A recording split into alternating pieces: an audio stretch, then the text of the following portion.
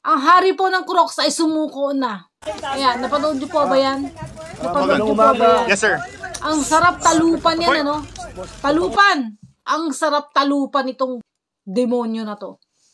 Huwag natin kalilimutan, ha? Ang yabang-yabang yan. Ang speaker pa yan, ha? Nakipagsabuatan yan sa Makabayan Black. Alam natin na ang Makabayan Black, itong mga rebelde at NPA na yan, napilayan na yan kay PRD. Kakampi na sila ngayon ni Bangag at ni Romualdez. Kaya nga tahimik sila ngayon, sitting pretty sila dyan sa Congress Mayayaman na.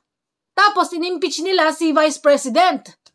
Kasi mas galit si Vice President Duterte sa Makabayan Black. Itong Makabayan Black na to, talagang yan ang gusto talagang sumira ng Pilipinas.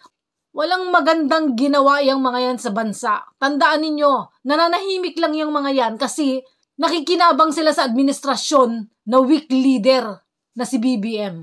At ito namang Crocs na to, mukha kasing pera yan, kumampi na rin sa kanila dahil gusto maging presidente nitong hari ng Crocs na to.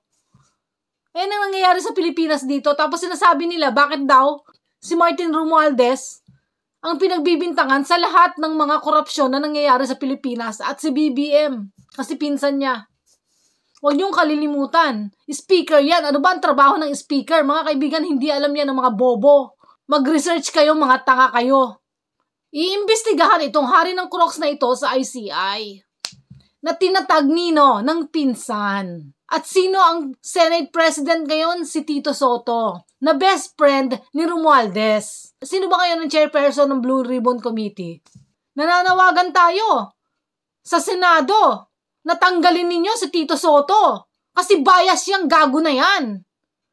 Wala hong mangyayari dito sa ICI investigation na yan. Niluluto tayo sa sarili nating mantika dyan. Itong Bangag administration na to, wala hong gagawing maganda yan. Tandaan ninyo, ICI, ipubliko nila yung investigasyon dyan. Kailangan live yan. Makita lahat ng mga Pilipino. Dapat nga sa public na yan Tingnan natin kung anong mangyari dyan.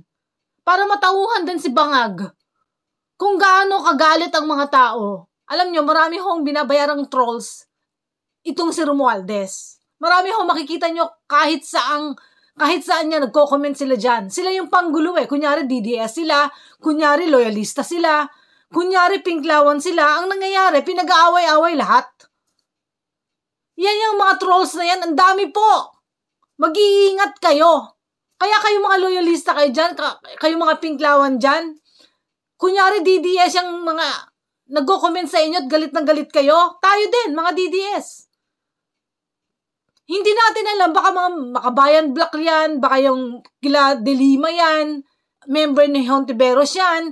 Hindi natin alam kung talagang mga NPA yan. At ang pinakamaraming troll ay ang Bangag administration. So talagang nagkakagulo talaga ang mga Pilipino. Hindi na natin alam kung sino-sino talaga yung DDS dyan, loyalist dyan, at pinklawan dyan. Tandaan nyo po yan. Merong nangyayari sa likod ng social media.